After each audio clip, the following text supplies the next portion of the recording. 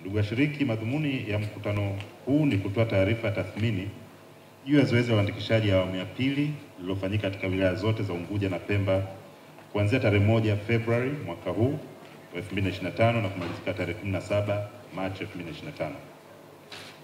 Tunatoa pongezi kwa ustahimilivu wenu na msaada mkubwa wa uhamasishaji wa wananchi mliotoa kwa tume uliowezesha kuandikisha idadi ya waombaji ambao ni zaidi ya matarajio ya kuandikisha wapiga kura wapiga kura wapya ambao tulikuwa tunatarajia kuandikisha wapiga kura wapya 78,922.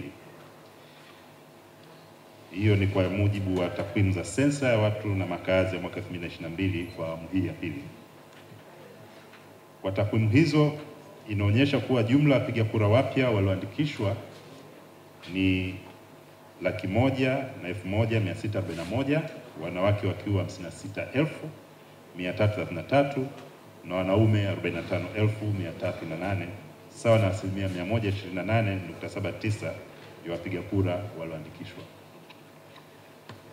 Ndugu washiriki, takwimu hizi zinaonyesha kuwa Tume ya Uchaguzi imevuka makadirio ya uandikishaji kwa zaidi ya 100%.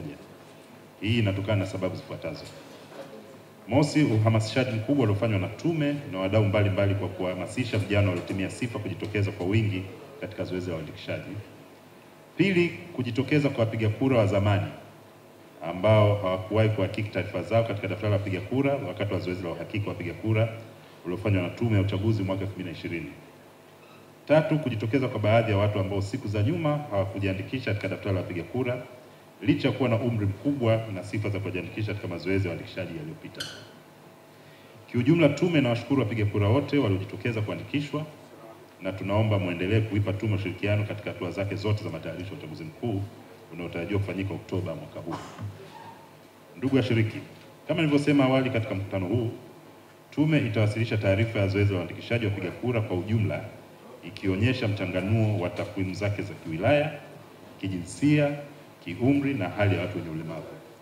Taarifa hii itatolewa na mkurugenzi wa uchaguzi baada ya kukamilika hotuba hii ya ufunguzi wa mkutano huu. Ndugu washiriki, katika hotuba yangu nimeelezea mafanikio ya uandikishaji wa wapiga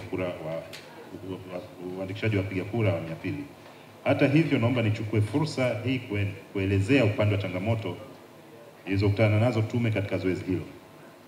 Moja ya changamoto kubwa iliyotokeza ambayo tunawaomba wadau wajiepushe nazo katika hatua zinazofuata za uandikishaji wa wapiga kura ni kitendo cha wadau kuingilia au kujaribu kuingilia mamlaka ya Tume ya Uchaguzi kwa kutoa au kujaribu kutoa maagizo kwa watendaji na makarani wa uandikishaji kama ambavyo baadhi ya watu walijaribu kufanya wakati wa zoezi la uandikishaji. Ndugu washiriki, changamoto ya pili iliyotokeza ni baadhi ya viongozi wa siasa kutoa kauli za uongo na upotoshaji kupitia mitandao ya kijamii kama YouTube na X au Twitter.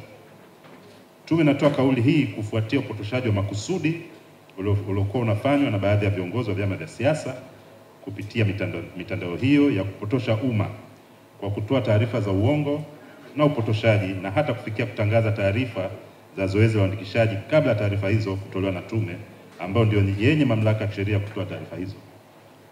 Kitendo hicho si cha kiungwana na kilikuwa na nia ya kuleta vurugu na machafuko ya kisiasa nchini kuelekea uchaguzi mkuu. Kuingilia mamlaka ya tume kunaweza kupelekea upotoshaji wa makusudi wa taarifa za mchakato wa uchaguzi na kuleta taharuki kwa wananchi wa Zanzibar. Hivyo tume inawataka kujiepusha na vitendo hivyo vya kuingilia mamlaka ya tume na haitasita kuchukua hatua za kisheria kwa wananchi au mdau yeyote ambaye atakwenda kinyume na maelekezo ya sheria. Ndugu washiriki, kabla ya kuhitimisha hotuba yangu, napenda kutoa taarifa rasmi kwa wananchi na wadau wa uchaguzi kuwa kwa mujibu wa mpango kazi wa Tume ya Uchaguzi ya Zanzibar, tume itaweka wazi orodha ya wapiga kura walioomba kuandikishwa mwaka 2025, yani display, kwa muda wa siku 7 kuanzia tarehe 24 mwezi huu wa Mei 2025 hadi tarehe 30 mwezi huu wa Mei 2025 katika vituo vyote 407 Unguja na Pemba kwa lengo la kuwawezesha wananchi kuhakiki taarifa zao. Pia wananchi ambao wamo ndani ya daftari katika shehia husika kwenda kuangalia na kujiridhisha juu ya watu waliojiandikisha, na kama wataona ipo haja ya kupinga fursa hiyo, wakiona ipo haja ya kupinga Fursa hiyo imetolewa kwa mujibu wa sheria ya uchaguzi namba 4 ya mwaka 2018. Zoezi ambalo linakuwa gumu la kufuta watu ambao wamepoteza sifa, kwa sababu kama tume sisi hatuna uelewa moja kwa moja kumjua huyu amepoteza sifa ama huyu bado yupo, lakini msaada kutoka chini katika jamii utatusaidia sisi kuweza kuwafuta wale ambao wamepoteza sifa. Baadhi ya taarifa tunapokea hazina ukweli. Kuna watu ambao unakuta tayari ushawafuta au ushaweka suspended, unakuta unapokea simu kwamba huyo mtu bado yupo hai. Kwa hiyo zoezi linakuwa gumu mpaka kuweza kuwafikia licha kwamba hizo taarifa zimeripotiwa. Kwa hiyo wito wetu kwa wananchi kutusaidia pale mtu anapofariki, basi kukileta kile kitambulisho cha mpiga kura, inakuwa rahisi kuamini kile ambacho tumeelezwa katika zile fomu, kwa sababu tume baada ya kupokea taarifa haiendi tu ikafuta, lazima ifanye uchunguzi. Kwa hiyo tunapokwenda kufanya uchunguzi sasa tunagundua kwamba wapo ambao wamekufa na wapo ambao bado wapo hai. Kwa hiyo bado tunaendelea na changamoto hii, lakini tumesema tunaifanya kazi kwa tahadhari kubwa, na ili daftari liwe safi, basi msaada unahitajika kutoka kwenu ili kuweza kuwatoa wale wote ambao wamekosa sifa. Hadi sasa katika wilaya ya Micheweni tumeweza kuwapata watu kwa uhakika ambao wamefariki ni 127, wilaya ya Wete 325, Chake Chake 152, Mkoani 216, Kaskazini A 231, Kaskazini B 307, Magharibi A 178, Magharibi B 279, Kati 322, Kusini 442 na Mjini 413. Kwa hiyo niendelee kutoa wito, tunahitaji msaada katika hili ya kupatiwa taarifa za wale ambao wamepoteza sifa, hususan ya waliofariki. Aidha, wapiga kura walioomba kuhamisha taarifa zao kutoka eneo moja kwenda eneo jingine hadi kufikia tarehe 5 Mei 2025, jumla ya wapiga kura 656 wameomba kuhamisha taarifa zao kama zinavyojieleza katika diagram ambalo liko hapa chini. Wilaya ya Micheweni watu ambao waliomba uhamisho ni 3, wilaya ya Wete ni watu 62, wilaya ya Chake Chake watu 22, wilaya ya Mkoani watu 24, wilaya ya Kaskazini A watu 66, wilaya ya Kaskazini B watu 54, wilaya ya Magharibi A 137, wilaya ya Magharibi B 124, Kati watu 47, Kusini watu 30 na Mjini watu 87.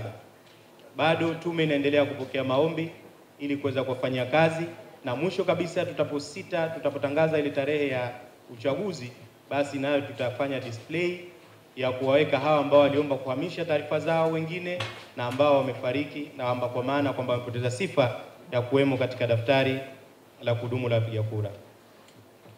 Ndugu washiriki, baada ya kukamilika zoezi hili, tume itaanza uchapishaji wa vitambulisho vya wapiga kura walioandikishwa kwa mwaka 2024 na 2025 na hatimaye kuvigawa kwa wananchi katika tarehe itakayotangazwa rasmi.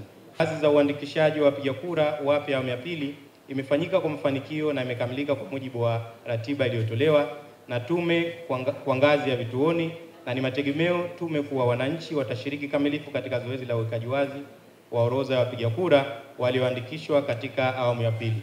Tume inawakumbusha wadau kuwa zoezi la uwekaji wazi taarifa za wapiga kura waliopoteza sifa wapiga kura waliohamisha taarifa zao litafanyika sambamba na zoezi hilo. Tume ya uchaguzi inatoa shukrani za dhati kwa wadau wa uchaguzi waliofanikisha zoezi la uandikishaji la awamu ya pili mwaka 2025 kwa namna moja au ama nyingine. Wadau hao ni pamoja na vyama vya siasa, vyombo vya ulinzi na usalama, vyombo vya habari, asasi za kiraia, taasisi mbalimbali za serikali, watu mashuhuri, wasanii, masheha, wananchi kwa ujumla, mawakala, wakuu wa vituo, makarani na watendaji wote walioshiriki katika zoezi la uandikishaji wa awamu ya pili.